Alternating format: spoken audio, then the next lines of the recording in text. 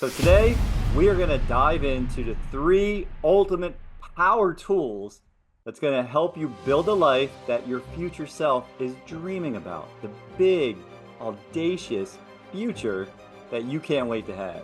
And these three power tools are you, your banking business, and your income producing business or job focus. With a little focus, some discipline, and the right moves, the right action steps, these three assets can unlock a world of possibilities. And here's the best part. No matter where you're starting from today, small tweaks and bold action is going to supercharge your progress. So stick around. Gabe and I are going to break it all down. We're going to give some real life examples. We're going to show you how to optimize each of these three key assets to fast track your journey toward the life you always wanted. So let's dive in. And just by the way, all three of these subjects can be complete separate trainings on their own, is what I was realizing as I was going through this. There's so much depth here. We're going to touch everything on a high level and just go through. So again, we're in week 5 of our IBC Black Belt Bootcamp, and we honor those that are joining us. Like you guys, everyone that's here, it's amazing to me that you are continually stepping on the mat. You're not missing the weeks. There's a lot of familiar names. And so we honor you that are watching it and watching the replays. And so far, what have we covered in the 4 weeks? Week 1, we went over the problem. And we talked about how the solution is not going to matter unless you understand the problem. And the problem is our current financial system. The problem is that we're groomed to give up the control and we're assuming all the risks. So let's take back control. Let's bring it back to a you and me level. Week 2, we talked about things that added money, added cash flow into your life, and things that took it away, right? Assets versus liability. Week 3, we went through the cash flow quadrants. We talked about the left side of the cash flow quadrant being you trading your time, your man or woman power for money. And eventually you're going to graduate and move over to the right side, or maybe you're combined and do an and you're going to have left side and right side income, right? Active and passive income. But it's really having your money making you more money, putting those little green men and women to work. And then week 4, we talked about the magic of compounding, the magic of compounding math, and the magic of compounding our actions, our habits, our behaviors, and the outcome. And there's a great saying by Tony Robbins that we often, as we step into 2025 here soon, we often overestimate what we're going to accomplish in a year, but we grossly underestimate what we can accomplish in 5 to 10 years, right? Your whole world can shift dynamically, really quickly, like changing or turning the page in a book. You can change your life that fast if you make that decision. If you haven't subscribed to my YouTube channel yet, subscribe. Help spread this message of IBC and help us end financial slavery for families. Give this a like to get the algorithm boosted so more people can see the channel, and smash that bell to turn it blue, as Connor likes to say, and get alerted to all the new content to support your financial freedom. So Gabe, before we dive into this week's training, anything that you want to add about the first 4 weeks? Yeah, you can't change your destination overnight, but you can change your direction overnight.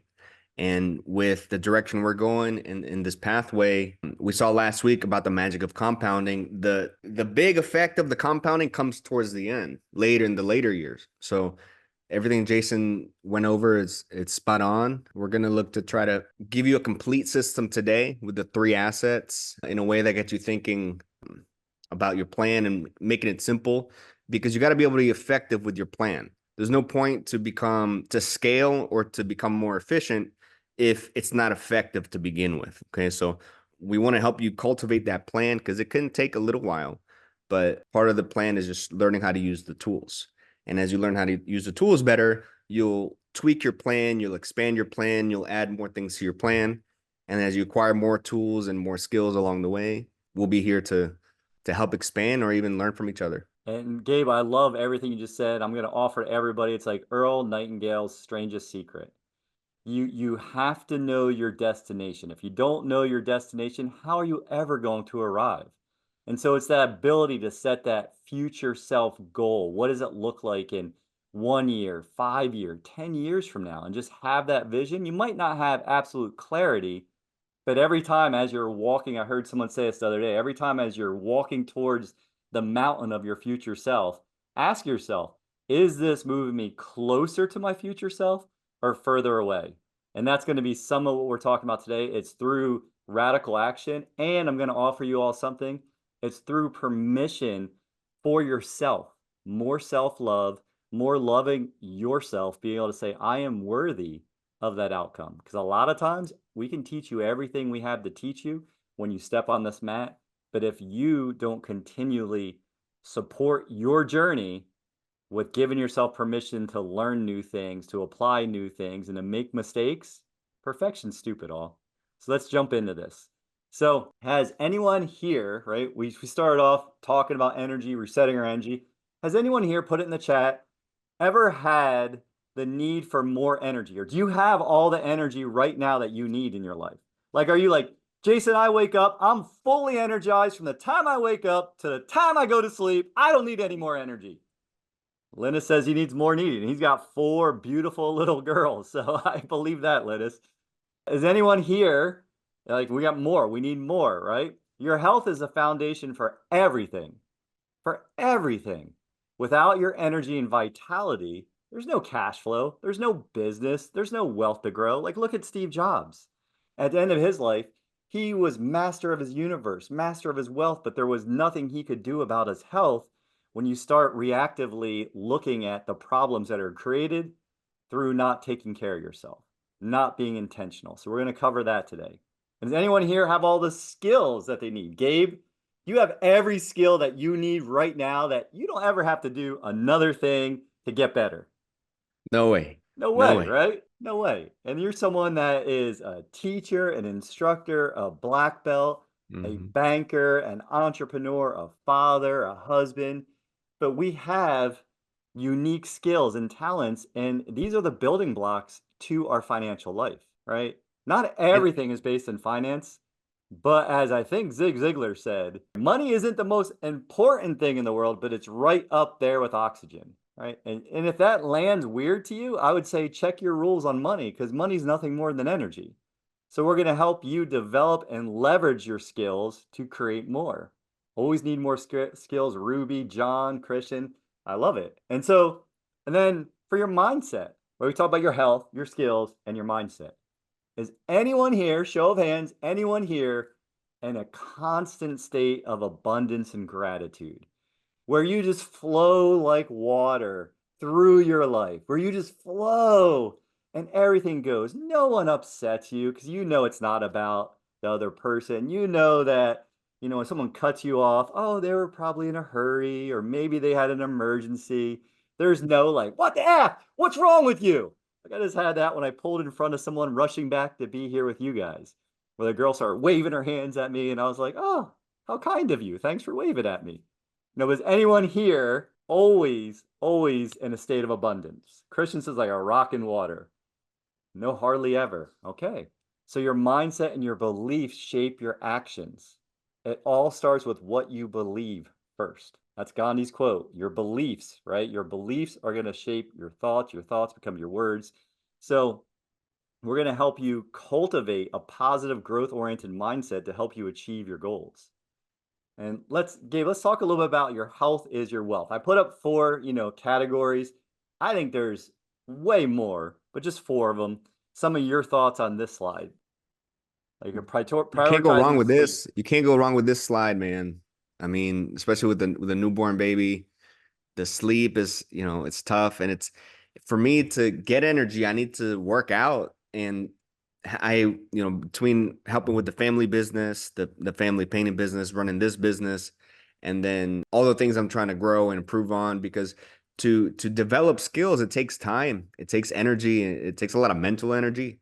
And if you don't have all these habits working together, you might end up frustrated because you have all these big goals, but not a system in place and the discipline in place to feel the true progress. Because if I think we know in our hearts if we're progressing, I think maybe that's something that makes us human. And I always feel like when I'm stuck or plateaued, I almost get frustrated because I know like where I want to get to. And now it's a matter of, do I need to just do things better or do I need to figure out what I need to do? But managing stress. I mean, yeah, these are good, man. I made a decision maybe like 5, 6 years ago to stop eating donuts, to stop eating processed What? things, you know. And what I did there, I just replaced it with delicious food I like to eat that's also nutritious. So now we kind of eat the same thing, the same maybe like 5 to 10 meals just all the time. Once in a while we get something different. But even if we eat out, it's just only from 4 different restaurants. Amy and I both have the ADHD, so we're good with like routines and playing to things we like. Because there were times where I still remember when I first opened this place, I went out to eat for lunch and I had like a big lunch and it just didn't sit well with me and I felt terrible trying to teach that night and I was like, no, I can't feed junk into my system before I need to perform, quote unquote, you know? That's an Because I can amazing get through the day fine at work. I want to hit that Yeah, I was point. gonna say, Like like, I I don't can want power through work at a desk and like do my estimates, eating whatever, but when it's like in front of people or like doing martial arts, I have to be feeling good. Otherwise, I don't feel like I'm myself and I'm letting people down or letting myself down, you know? So I and try to eat again, clean. like give yourself that permission that you're going to not always put the most optimal fuel in your body, right? But on a daily basis, are you making 80% more better Yeah. choices and less bad Hmm. choices? Like that's how I would look at every single day. That's a frame I'm going to give people today. Are you moving closer to your mountain, your future self, or are you moving further away? Are you going at least in all of these sleep, activity, eating well, managing stress, are you moving closer to that goal every day? Are you taking more steps forward than backwards? And how are you measuring that? Like, are you saying, okay, I'm going to drink a gallon of water? A gallon of water is three of these, right? I'm averaging probably two and a quarter of these a day. And I know if I'm going to get back on track, it is getting up and literally drinking one of those before 9 a.m. Because then by the end of the day, I end up being thirsty after drinking a gallon. If that's your goal, I'm just giving you one particular goal that you could. Like Gabe talked about how he knows if it's not about him, if it's about his students, and he eats something heavy, something his body has to take a lot of time to digest because it's got a lot of sugar or a lot of things that aren't going to give him energy. When he steps on that mat, he's not going to be at his best. And he feels that, and he probably feels a little guilty for that and that decision.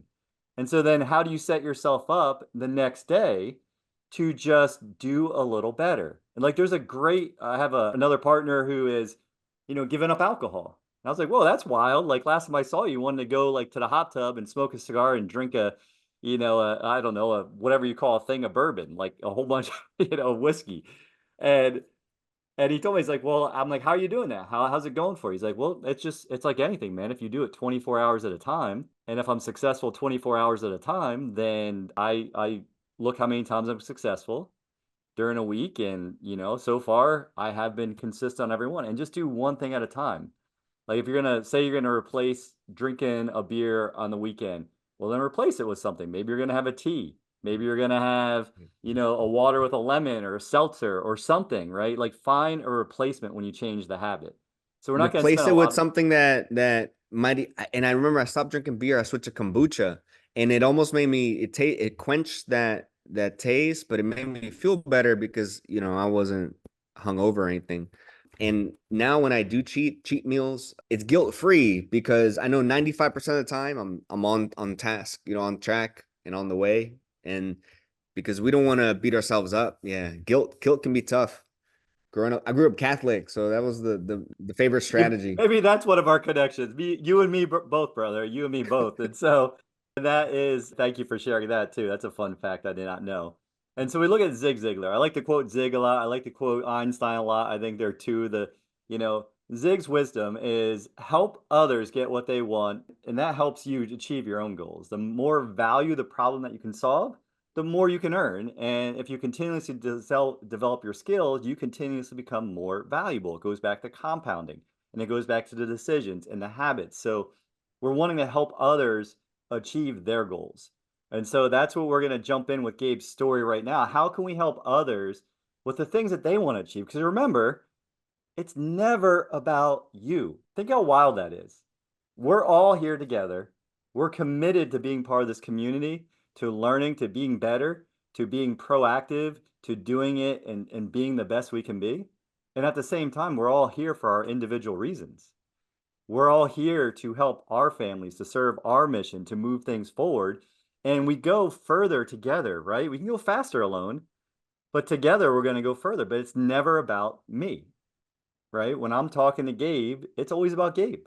When Gabe's talking to me, it's always about Jason, right? That's wild. For me, that's always a wild thought, but it's never about you. So we're going to go into Gabe's story, and you hear Gabe talking his passion for teaching, his passion for educating in IBC. Because remember, we're talking about martial arts, we're talking about your lifestyle, your three assets. But at the end of the day, everything's better tying it in with infinite banking. So, Gabe, we're going to go into your story. So, give us some context and I'll go into the slides for you. Sure. And we saw that we had people saying they want to have more skills, right? Essentially, there's 4 stages for learning any skill. And what I do is take people through these 4 stages of learning, but for jujitsu. I have been teaching white belts about 6 years now. So I get to do this full time. And my goal is to get them to an expert level, and then that's just kind of the beginning. Once you become an expert, now your next goal is mastery. There's a level of competence, and in the 4 stages, it's the fourth one. It's you're unconsciously competent. You're just so good. And if you've been doing anything, even driving, right? Think about driving. Sometimes it freaks me out because I'll space out and then I'm already home. Like we've done it for so many years that we can just do this just unconsciously, right? And once you get to that expert level, you have a level of unconscious competence. And from there, we try to become masters. But can you go And to the Gabe, next with slide? yeah, with that, Gabe, like what you just said, like we're again, remember everyone, we're inviting you, no matter where you're at in your IBC journey, every week we're inviting you to step on the mat. If you're someone who's already practicing, a lot of you here are practicing already, who can you teach? Who can you go out and share your successes with so they can learn about it and they can get on the mat with you? If you're someone who hasn't got on the mat yet, then what is stopping you? I'm just asking these questions as Gabe goes through the different states of learning, because at the end of the day, the reason we're here, we believe so much in that this will give you the freedom that you desire, and the only way you can do it is through action, which is why we're putting together this boot camp. Yeah, I wanted to show you guys one video just to show you like the ultimate checkmate in jujitsu. So in the game of jujitsu, you win by controlling and submitting an opponent once they're immobilized, and this position is called the mount position. Once they're immobilized, you can easily finish them with a simple strangle or joint lock. So this is my instructor. He's demonstrating how to do it. See grip like this. Yeah. I'm gonna go all the way to his neck. And I'm gonna place my hand, okay? That gives me big. So now I'm gonna start to see if the other collar is available. All right, there. Just a little gap over here. What am I gonna do? You can come straight into it, but a lot of times when the person is avoiding this, they're gonna tuck their chin like this. Okay, that's basically what's gonna happen. So what I need to do, I'm gonna use my forearm to move his head out of the way. See, and now look at that. It's available for me. Now I'm gonna pinch this again and use my pinky here. Now I'm gonna move my thumb. And now the choke is still a pull. So essentially, you wear a jacket where it's like a rope around their neck, the lapel, and you can use that to strangle people. So, like wrestlers, for example, don't have to deal with those kinds of strangles or chokes. And then people that say do judo, once they get a really good throw, it's pretty much over. So in jiu-jitsu, you have to take someone to the ground and then look to try to finish them. But I was going to take you through the 4 stages of learning, which is the first one is the unconscious incompetence. So at this stage, you're unaware of how much skill is required to succeed. You think brute strength or sheer willpower will be enough. So when someone's a wipeout that comes in, they try to like brawl with people. It's like a wild feral animal. So I want you guys to imagine, or you, Jason, imagine step into a scenario where you literally you shake hands and then you just go. And then you try to catch each other with submissions. So like the strangles the guy just showed, or eventually you learn to try to break people's arms. As a total novice, you instinctively push or resist with all your might, not realizing this wastes energy. You don't yet understand how to use your weight and movement to your advantage. So at this point, you don't even realize there's a better, more effective and efficient way to achieve your goal. So that's the first level, is the unconscious incompetence. And that for people in banking, right? That for people in banking is not understanding the environment that you're in. It's not really understanding the game that you're playing. You are unconsciously incompetent because you have been groomed to give it up. The control of your money, that is, Yep. right? You don't know the game you're playing, and that's what Gabe's saying. Whether like Taekwondo, Gabe, 100%.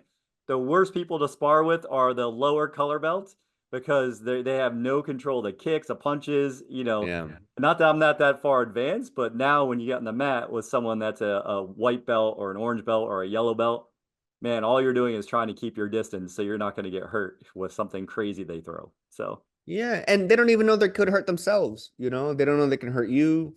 And yesterday we always harp on understanding it's about the volume of interest that we pay, not just the rate.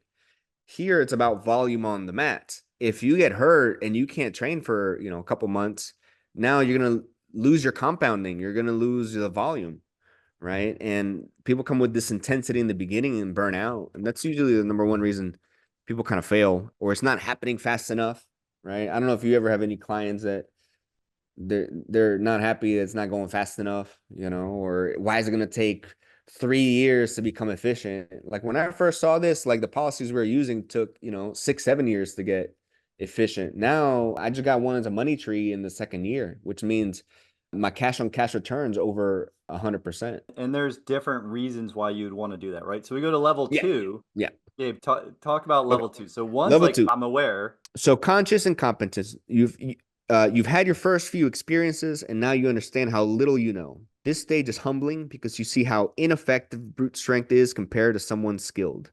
You notice how a skilled practitioner moves fluidly, always gaining a better position. When you try to resist or force an outcome, you only make yourself vulnerable to their technique. You're starting to see how using angles, leverage, and precise movements are key, but you're not yet able to apply them.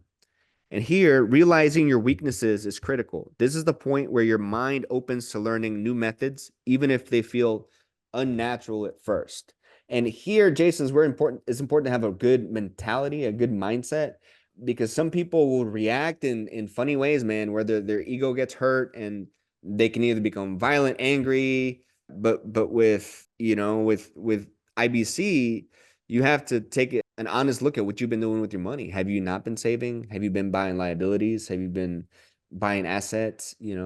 I mean, I love, so we've gone from being unconscious about and not understanding that we didn't even know we were in a game to understanding, wait, we're in a game and the game's not what I thought it was.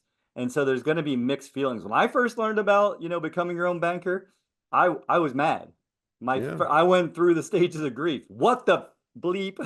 Why why did I know about this? If this was true, every American would do this. You've heard me say this, but I could still viscerally feel the anger of not knowing that there was a game that wasn't the game that I thought it was. Right. And so that's when you start becoming aware that there's a different game. And then how you handle it is the self mastery and the ability. So while we're going through this, everyone, while you're listening to this and you're looking at this chart, if you will, be vulnerable and put what level you're at in your IBC journey, in your personal journey with IBC. I think that'd be amazing. So, Gabe, then we go from conscious incompetence and the first time you said this, all I Conscious. could hear was the words, and I was like, I don't understand. So, Yeah. Conscious competence. So you can do it, but it takes focused effort. Now you've learned some foundational principles. You understand that controlling the situation doesn't come from raw power, but from using proper positioning, weight distribution, and strategic movement. However, applying these principles requires deliberate effort and focus. You've been taught to move to the right position first rather than directly attempting to overpower the other person. Now you know the key details that will determine the micro battle. You know how to distribute your weight. You can achieve a dominant position, but it still feels like a mental workout because you have to think through every step. Progress comes through repetition and consistent practice. You're starting to see that the system works when you trust it. You must be disciplined and not be tempted to revert back to using strength or force. And thank you everyone, John, for being level 2, Ruby 3, Michael level 3. I mean, I think that's amazing self-awareness. And that's really what the message Gabe is giving us today is really where are you and how self-aware. A lot of people think they're a lot further along than they might actually be. So then where is that disconnect between where you're at with your ability, what other skill sets? Like I share all the time because I want people to understand that banking is an actual business and it's a journey. And I filled out the form for a loan incorrectly the other day, Gabe. Like that's crazy. Like I filled out that same form at least 6 or 7 times already. And yet, again, probably for the fourth time, I filled it out incorrectly. Because, I'm consciously competent of doing it, but I don't do it enough where it's a continuous repeated action where it just Yeah. flows. It's natural. It's no longer like I'm thinking, okay, this is a jab. This is my jab cross. This is my cross hook cross, right? It's no longer thinking about the moves. It's just in the moment you're able to flow, which takes you to the next level. One thing I like about this graphic is you see where the guy is helping the other person. Yes. It's right at that bridge from conscious incompetence to the conscious competence. And I think that's where a coach fits in, right? And being here or someone who's like a Sherpa who's scaled that mountain thousands of times, right? They know where every little crook and cranny and where all the traps are. And that's what I try to do with jujitsu is and allow each person to discover the fundamentals through their experience.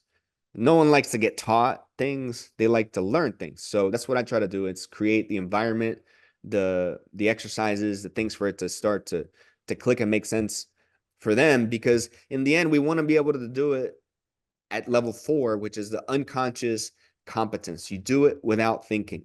After sustained practice, these principles become second nature. You no longer have to think about where to place your weight or which direction to move. It happens instinctively.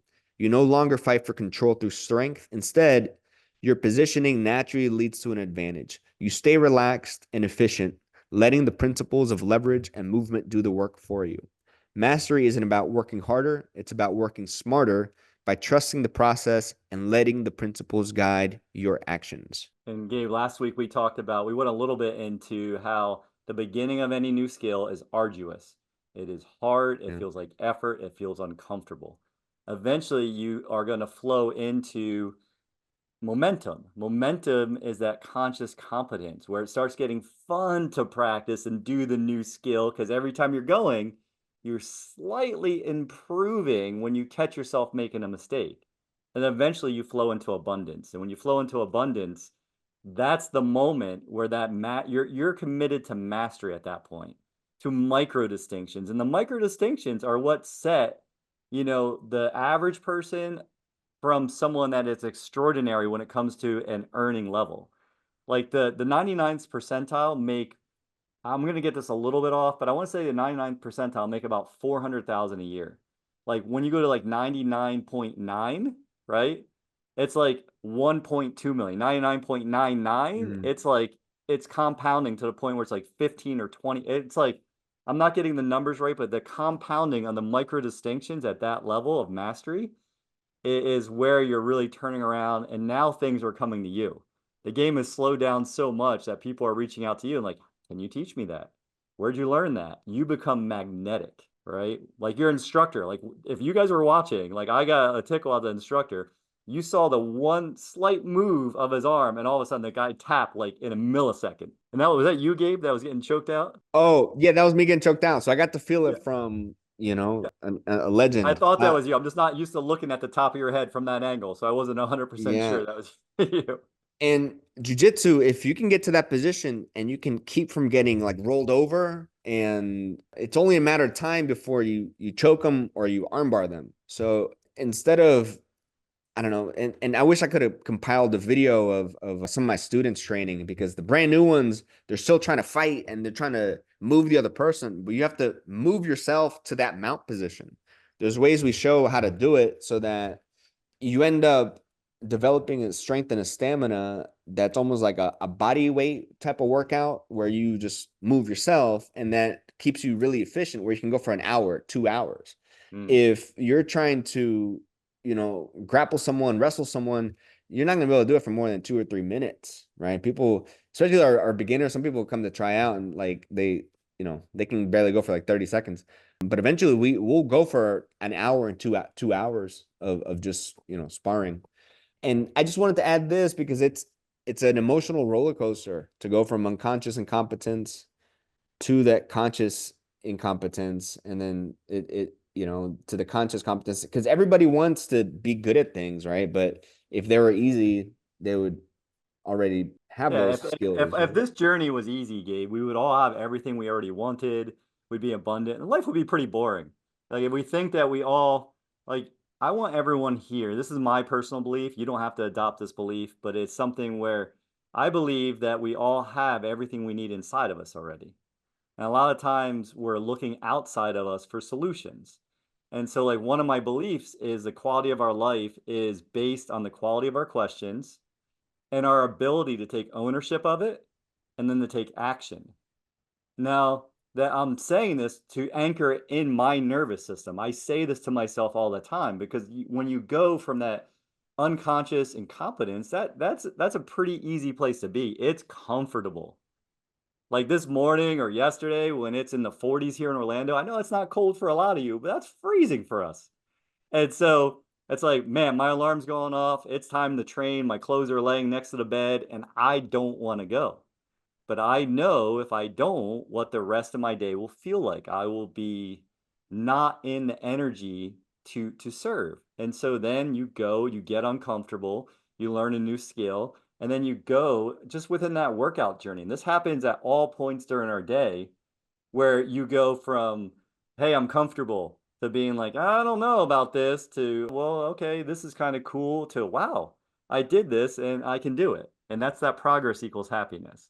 So I love this map. Like this map can be over the long term, over years for mastery. It can be your short-term habits.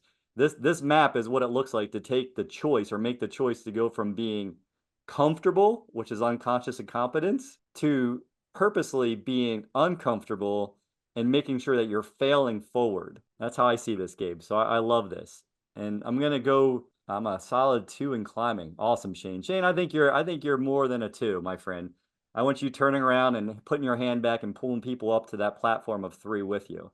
Shane's been someone, Gabe, that I've been working with for a few years and went from, having debt to now he is making assets and having cash flow come in and doing all the things. So I It's love hearing amazing. that.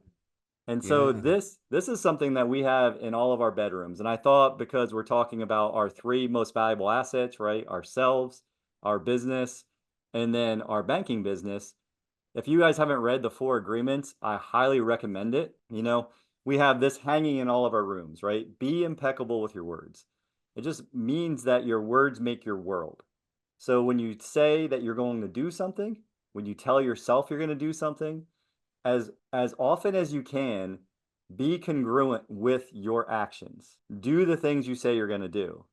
You know, deliver on that as often as possible. Make sure that your word is your bond. That's all you need, right? And make sure your word is something that's coming from a place of love.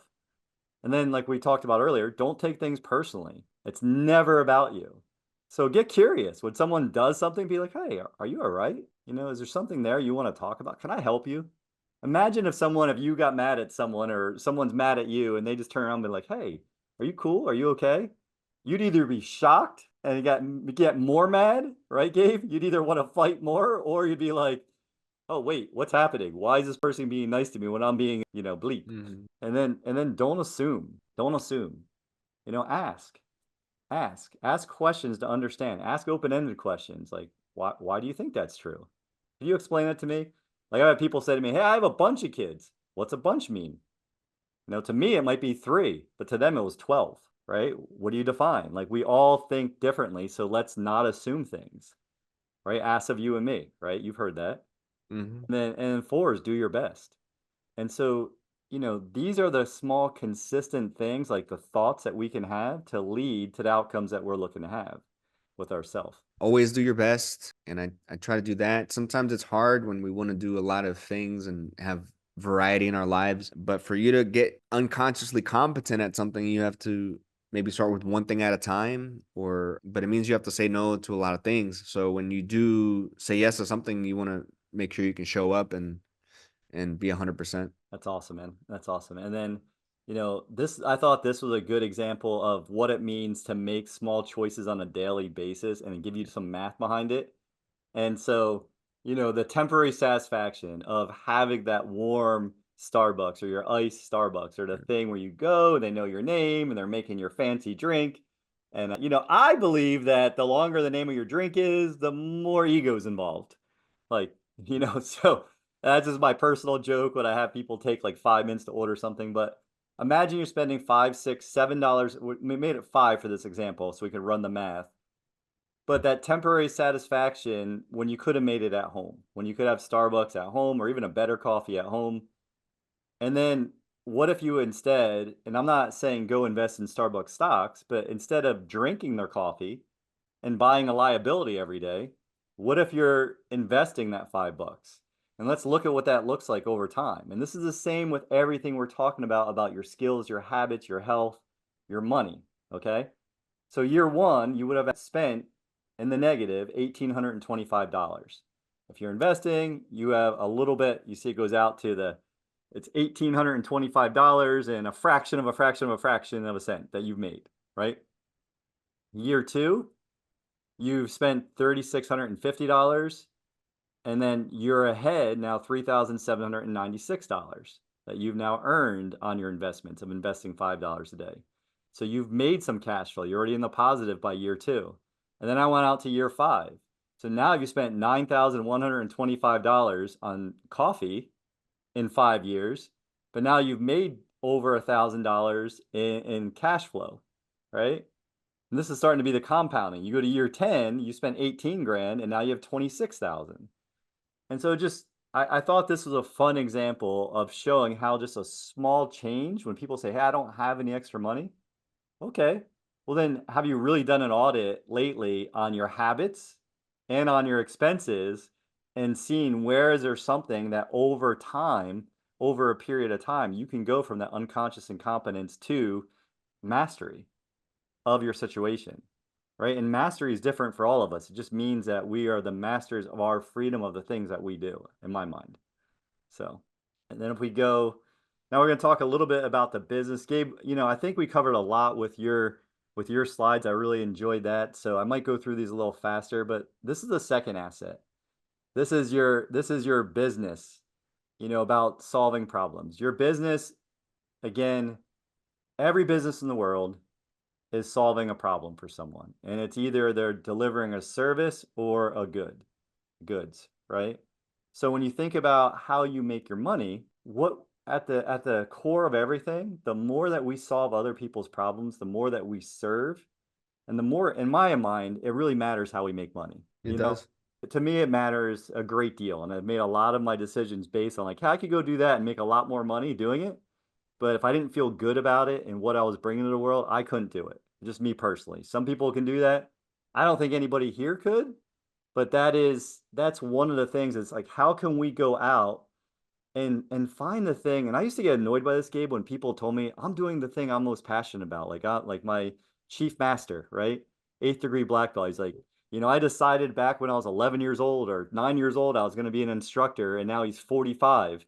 He's like, I've been wearing pajamas for 30 plus years. I work out, I do what I love, and that's all I do. And I used to get frustrated because I used to say, I don't know what I love. Like, I'm curious about a lot of things, but I don't know like I thought the one thing I love was doing this, was talking to people. Like, I love talking to people. People are my favorite. Like, I want to learn about everyone. And then if you start realizing, wait, there's something there. I can lead and mentor and coach by helping people reach their goals by just wanting to get to know them and building that community.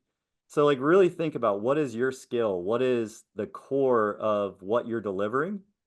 And where can you apply to things to your, like we went with through your life asset, your self asset to make your business better. Gabe, you have the example of teaching jujitsu, doing something you love, right? Like I'm helping people setting up their privatized banking. That's what I do. And then the founding fathers to give fathers an environment where we can come together and do things together.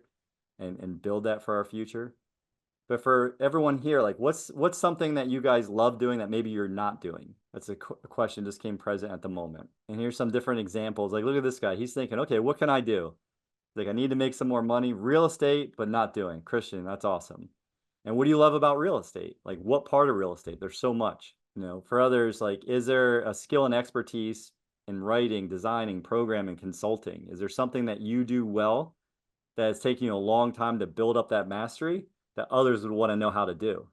Could you consult on that?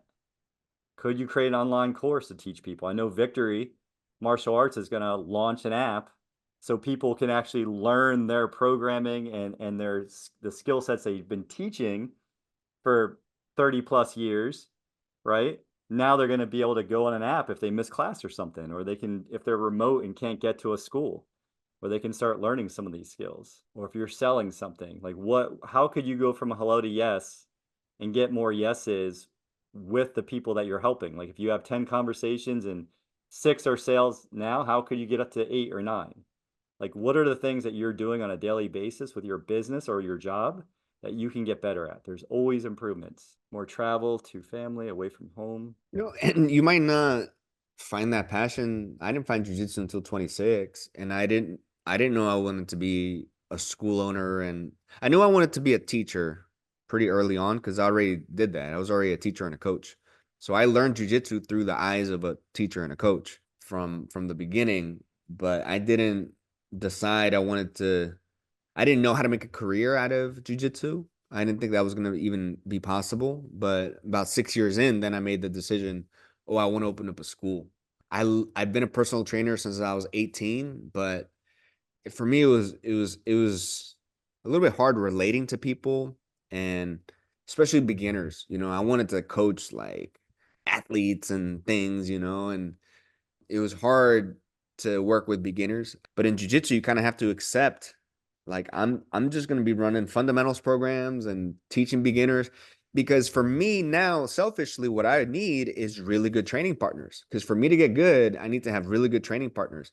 But I can't just have training partners in any old system. I need them to be Six Blades Jiu-Jitsu, because we have a certain style. We play flow, pressure, finish. So we move really well. We flow. We know how to use our weight and put pressure, and we're submission specialists. So if you're kind of focused on other things, you're not going to help the iron sharpen the iron, as much. So I have to teach everyone from scratch. So kids, they learn differently, but the adults, we have to do a lot of reprogramming, especially people who have had experience in other martial arts. But anyway, following what you're good at. And I heard that, I listened to some guy on YouTube. He was saying, follow your talent, not your passion, because your talent will kind of eventually take you somewhere until you develop your passion for something else. I always wanted to work for people. I just didn't know it was going to be jiu-jitsu. And I wasn't getting paid, but I taught beginners classes for a couple years, and eventually turned into something that I really enjoy doing. I love that journey. I mean, that's had me, when we talked about putting this together for people, that's the reason why I was like, yeah, this is a perfect partnership, because any kind of martial arts, stepping on the mat is the hardest thing. And IBC for a lot of people feels overwhelming and scary. So like our message here is like, what is the thing that you're passionate about or you're really good at that comes to you naturally when people are like, wow, like you're so good at X, right? You're so good at this, solving that kind of problem, or you're so good at, maybe it's seeing solutions that other people don't see, looking at things in a unique way. Like what is that thing for you? And what's the thing that you love doing and you would do it for free? You would do it for free. Like a lot of times, like the mentorship calls, like the 3,000 plus calls I've had, Gabe, and I was just thinking about this. I love them. Like a lot of Yeah. times I'm walking away where someone's not ready to start, or I don't think they're the right fit yet to start because of how their thinking is about the financial Mm. system. Like if you have bad habits or habits, I won't call them bad, I'll call them suboptimal habits, and you want to jump into this, and this is a whole life commitment, but you haven't had the savings for a few months in a row, well, then I'm going to have you go and do like a 90-day program first, right? But Hmm. my point being is, I love that I get to connect and find out where people really are and then help them get unstuck. And for me, that's the satisfaction. It's the satisfaction of hearing someone's success, or someone I talked to a year ago coming back and saying, "Hey, I'm ready," or like meeting Michael Trayer in person. Like that's someone who he's got a great story, which you're going to hear someday, Michael, just so you know, you're coming on the podcast, but you're going to be talking about how you went from your decision of like, do I file bankruptcy, which would have been the easier way to rebuild credit and to do everything else and get out of debt, or do I use IBC and the skills I have to come out of debt? And that's what he did. And within like, a little over a year, debt free, building up equity inside of assets inside of his policy to go out and do real estate now. But like those kind of stories are the stories that are super exciting. Like that's what gets me going. That's why I'm sharing that, you know, like that's exciting. And we talked about the cash flow patterns. Just we're going to go into the infinite banking concept next. I love this slide. Patty's like, Patty thought I was mad about something, like your banking business. Because I was going over the slide. We F everything. So let's F it good. Let's finance it good is what I'm talking about, because we finance everything we buy. We're either paying interest or we're earning interest, paying interest, or giving up the opportunity to earn interest. That's the only three ways that you're ever buying anything. We finance everything we buy. So the banking bros, I stole this from them. I have a shirt that says F, we F everything, and it talks about finance. So that is the banking business. So far we've talked about your asset, your business, or the thing that you make money in. And now we're just going quickly through the banking concept. Why do we do this? It puts you in control. You're earning while you learn. As long as you're on the mat, you have guaranteed uninterrupted compounding. And eventually, if you have that long vision in mind that we talked about, eventually you're going to get to your outcome as long as you stick with it. This isn't your financial advisor telling you, you know what? I know the market's really down. It's going to be okay because you're in it for the long haul. No, this is you paying yourself first over time in an uninterrupted, guaranteed tax-free environment where it's also going to give you legacy. Like that's a much different equation than, hey, I hope you don't retire when the market's down. I hope you don't take a loan out of your policy of your qualified money when the market's down, right? Man, So just having the peace of mind, I'll never even have to have those thoughts. Jason it's I don't know, man. Like I didn't want to wake up 60, 70 and have those problems. I guess I don't know, being around the people who've like Brent and people like Nelson Nash who've been doing this, it just opens up your mind. And as you start to practice the infinite banking concept, you just think differently and you don't just accept things because that's how society does it or how maybe someone else is manipulated into especially because with all the propaganda with the people in power want to stay in power, the banks want you to keep giving them their money, these big food companies want you to keep giving them their money, and they all like the military industrial complex, all those industrial complexes, right? They all want to keep the money flowing towards them, but we can start one family at a time, helping them, take back control. And then when you can selfishly take care of yourself and then your family, then you can start taking care of your community. And then your communities can help each other. and that's it. Well, that's all we're taking it back is to the you and me level, right? And I Yeah. wrote here that and I said this last week, and I like this. When we talk about it being a marathon, we're really talking about 24 months of patience, where you're giving up you're giving up some of the access to the capitalization of your banking system. But by the time you're in year 3 or 4 or 5, every dollar that you're putting in, you're getting a return. You're able to use more than you put in. So that 24 months of patience turns into like a lifetime of profit. And that's the foundation for everything. So the reason we always come back and say everything with IBC when it comes to your finances, when it comes to going out and creating assets, and why is this the and asset?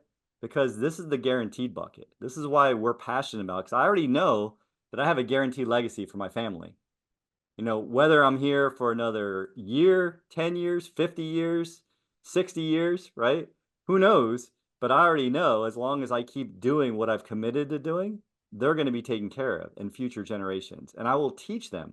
Like this morning, Connor said, "Hey, I'm not going to college." And again, I was like, "Well, what are you going to do?" And he said, I'm going to work with founding fathers. Like, I'm going to help you grow this mission. And I was like, oh, that's super cool. We're going to make sure you have the skills. Like, just because you don't go to college doesn't mean you're not going to do the work. Right. Maybe this could be some inspiration for one of the future weeks, but I have a illustration of my son's policy, Koa. He's getting it, at 6 months, but my intention is to loan from his policy to my jiu-jitsu school at whatever, say 15%. So you'll have a profitable banking business from his age, from, 6 months, 1 year old. So by the time he gets to 18, the math on it, it ends up being more than is even in the cash value. So it's just pretty exciting. When he turns 18, he's going to have money in his cash value. He's going to be a black belt, and he's going to have an 18-year functioning banking business that I'll teach him how to run. And hopefully by then I'll be better at this, right? So I can help him become a black belt in infinite banking as well. But I And how think many that's, parents, how many parents do we have here with us still? Thank you for still being here. We'll wrap this yeah. up in the next 3 minutes or so. But if you are a parent, put a yes, because that is what we're talking about too. Like, we're talking about your most valuable assets. Well, it's you. It's your business. It's your banking business. Your banking business is a family banking business if you're a family member. And that's how we expand your warehouses of wealth. What Gabe, that's amazing. I mean, I know maybe it's not in the 9 weeks. I haven't looked that far ahead at our training, and I know we get to do this again and optimize it and make it better. So I love Yeah. this little image here. Imagine creating that cash flow where every dollar you spend eventually comes back to you, and it stays in your life forever. It's like the Chinese proverb, when's the best time to plant a tree? It's 25 years ago. When's the second best time? It's today. It takes time to grow, to mature. And once it does mature, it provides shade and fruit for years to come, right? And so the training focus again today was you as the engine, the cash flow creation, and then the strategic planning of banking. So that's it, your training focus. You are the engine. So how are you optimally fit, healthy, and happy? How do you create cash flow by adding value? And maybe you're doing an and thing where you've got money working for you, creating more money, and whatever you do. Like I'm working, like today I spent lunch with an attorney. He calls himself a lawyer with a life. He always wears Hawaiian shirts. He works in his lawyer business 3 days a week. And now he coaches other lawyers how to optimize their business. And he does that on the first and third week of every month. And he has 10 clients doing that. So he's got a fully sustainable running multi-million-dollar lawyer business. And now he's building a coaching business to help others wear Hawaiian shirts and only work 3 days a week with a because he realized when his son was born, Gabe, back in 2019, he was working 80 hours a week. His wife was working 80 hours a week. They're both attorneys. They have a baby boy, and they were $200,000 in debt. They're like, how are we going to do this with our law firm? Like, this is crazy. So they started by firing marketing, and the next year they made $5,000 less and didn't spend the 125 grand on marketing. So really deciding what that big vision looks like. And in 5 years, he has a schedule that he does whatever he wants and has 3 assistants. So just think about what's possible in that 5 years that I talked about earlier. That's what reminded me of Tony's quote. So then the action steps for all of you here. And thank you, John, father of 3, one with special needs. Jay's a father, Ruby, Charles, Frank. I love it, guys. Thank you for sharing, Paul. So our action steps, personal development.